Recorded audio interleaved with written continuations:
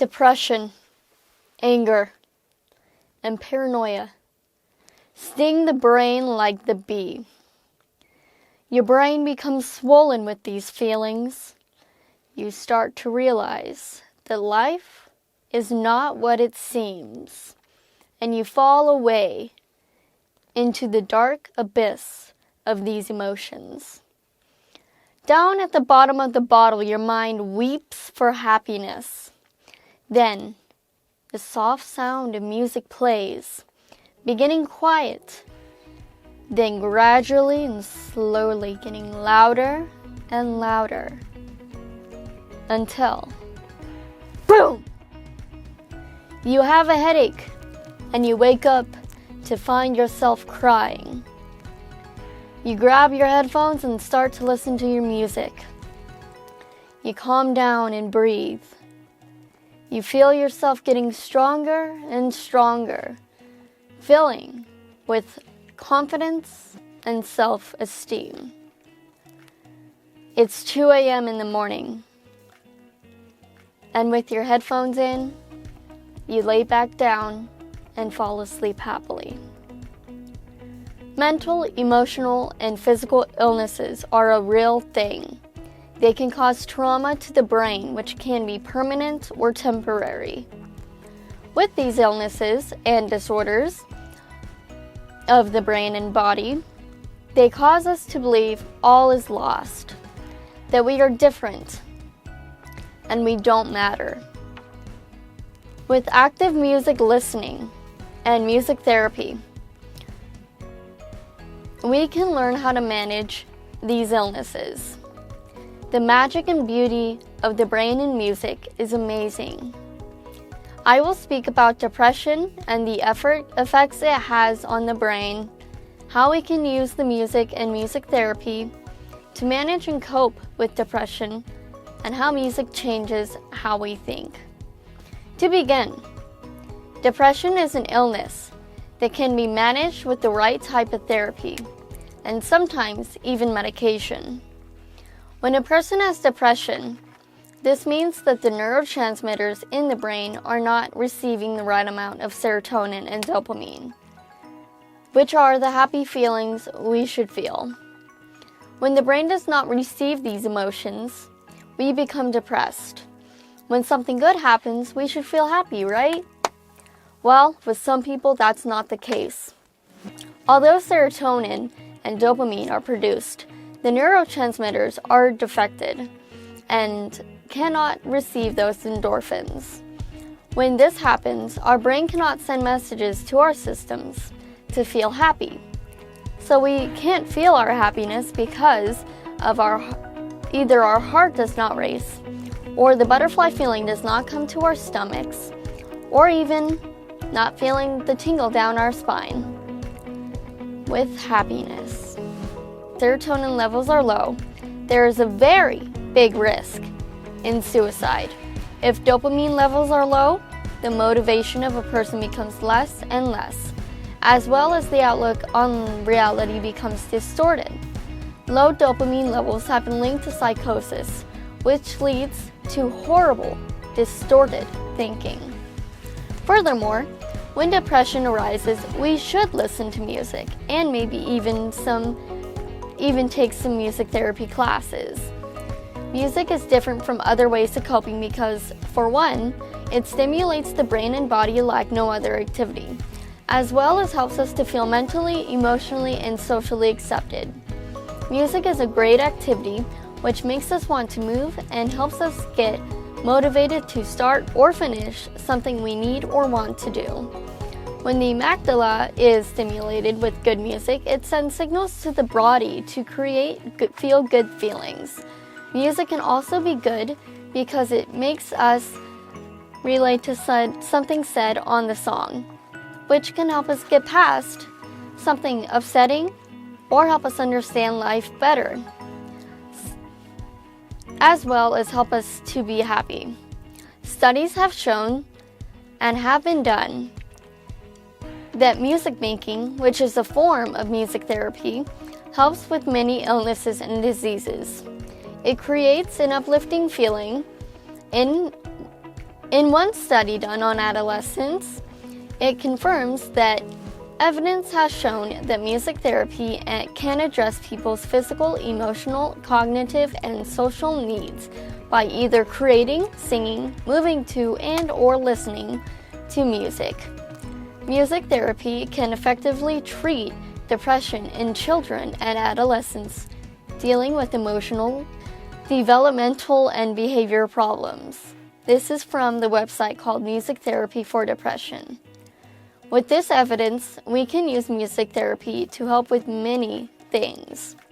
Nevertheless, we can use music to cope with many things, and it really does help improve our inner being. With this in mind, we can change how we act, feel, think, and respond to others. The music we listen to can determine how we act with others. If we listen to music that may not send the right message, it makes us feel like we should be the dominant one, on top of everyone else. It makes us feel like we are better than everyone, as well as wanting to put someone who defies us or is more submissive than us in their place.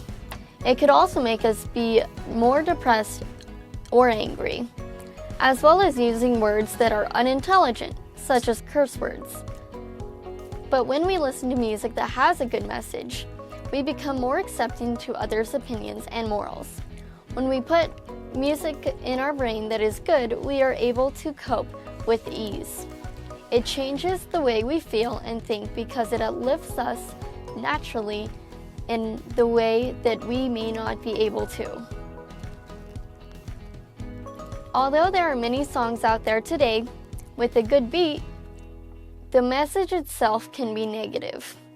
If we actually listen to the lyrics of these negative songs, we become angry or depressed because of the memories brought up by that song. On the other hand, if we fill our minds and bodies with good music, we become happy and more accepting to life as well as others. To end, music therapy and active music listening is a good coping skill. We just have to make sure we are filling our minds with the right kind of music. If you are depressed, listen to good music and you will feel a little better, because you can connect with the message that is being sung.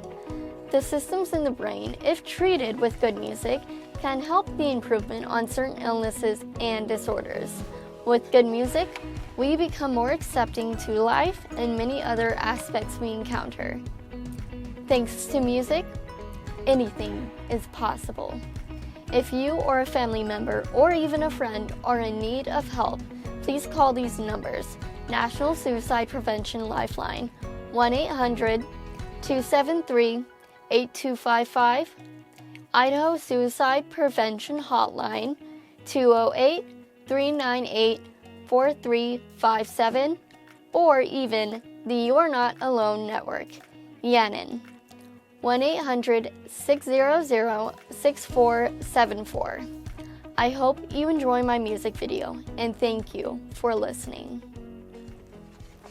Insidious is blind inception. What's reality with all these questions? Feels like I missed my alarm and slept in. Broken legs, but I chase perfection. These walls are my blank expression. My mind is a home I'm trapped in, and it's lonely inside this mansion.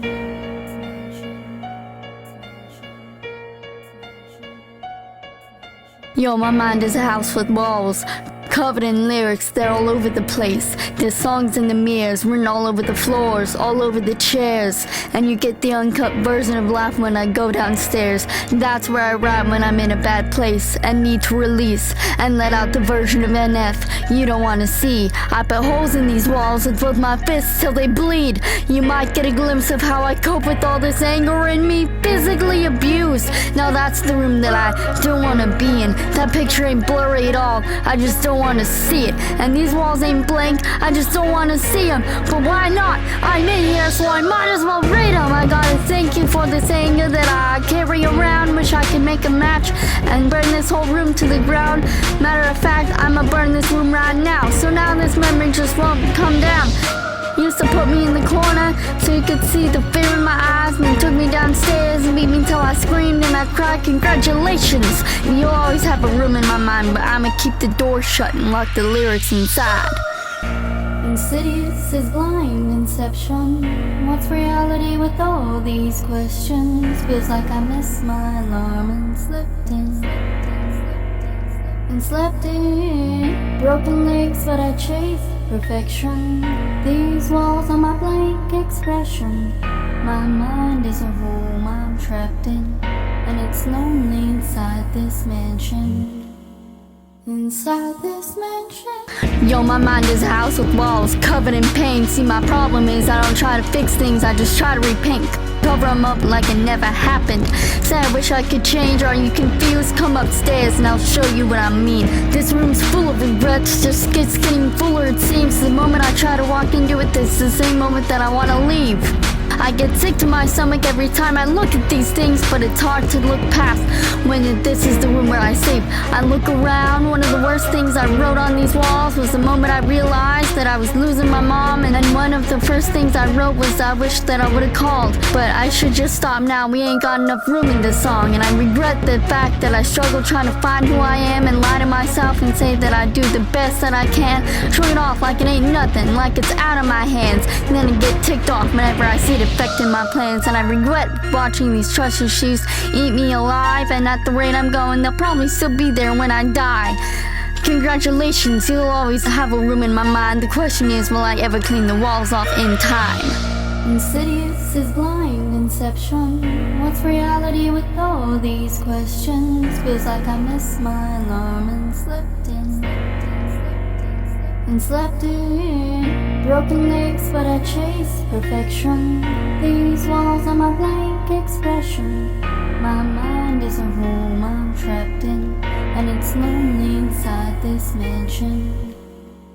Inside this mansion. So this part of my house, no one's been in it for years. I built the safe room and I don't let nobody in there, cause if I do, there's a chance that they might disappear and not come back. And I admit I'm emotionally scared to let anyone inside, so just leave the doors locked.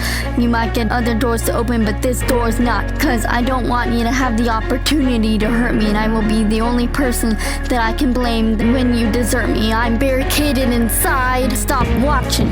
I'm not coming to the door, so stop knocking. Stop knocking. I'm trapped in here. God keeps saying I'm not locked in. I chose this. I am lost in my own conscience. I know that shutting the wall down ain't solving the problem, but I didn't build this house because I thought it would solve them. I built it because I thought it was safer in there. It's not. I'm not the only thing that's living in here.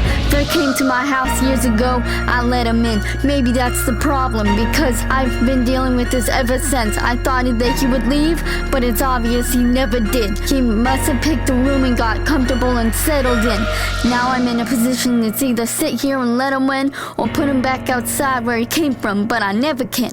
Cause in order to do that, I'd have to open up the doors. Is that me or the fear talking? I don't know anymore.